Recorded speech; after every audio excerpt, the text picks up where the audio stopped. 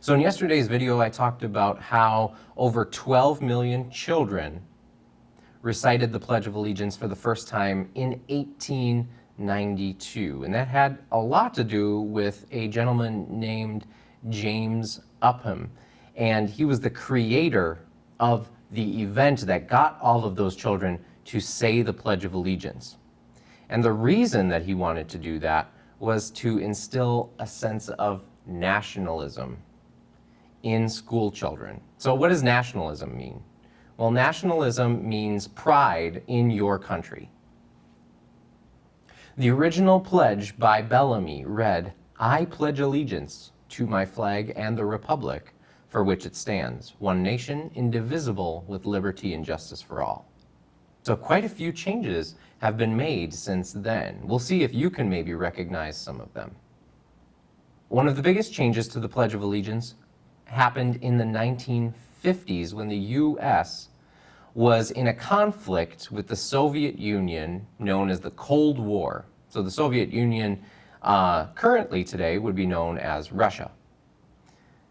And so in the Soviet Union at the time, they wanted to abolish or get rid of religion entirely.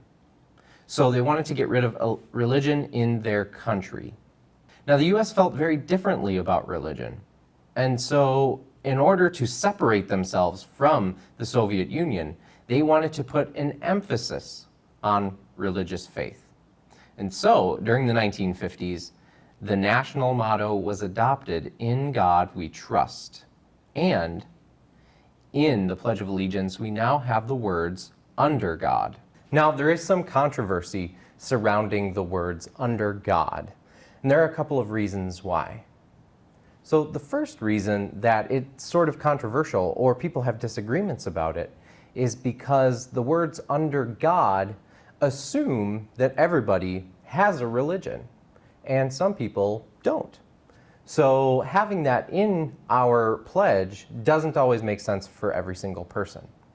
And the pledge even contradicts itself at the very end. If it talks about liberty or freedom for every single person, having the statement "under God" doesn't really include everyone. Second, the words "under God" were written with the Christian faith in mind. And so not everybody practices Christianity in the United States. In fact, there are a lot of different religions in the United States. Even in a community as small as Nova, there are many different religions represented. And so having this statement doesn't always include every single person. So there are some things about the flag that citizens should know. Now, these aren't laws, but they are ways of being polite and respectful when you are doing things like the Pledge of Allegiance or the national anthem. So when the flag passes in a procession, or is raised or lowered, all should face the flag and salute.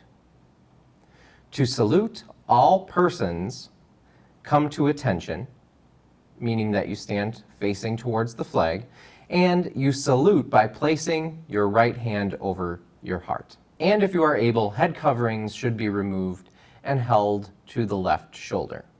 Now, here in Minnesota, Minnesota law requires that students at public schools, which includes us as a charter school, recite the pledge at least once a week. And it states that any teacher or student may opt out of reciting the pledge, meaning that you don't have to. And you can decline participating in this. Now, it doesn't require you even to give a reason why you don't want to participate in the pledge.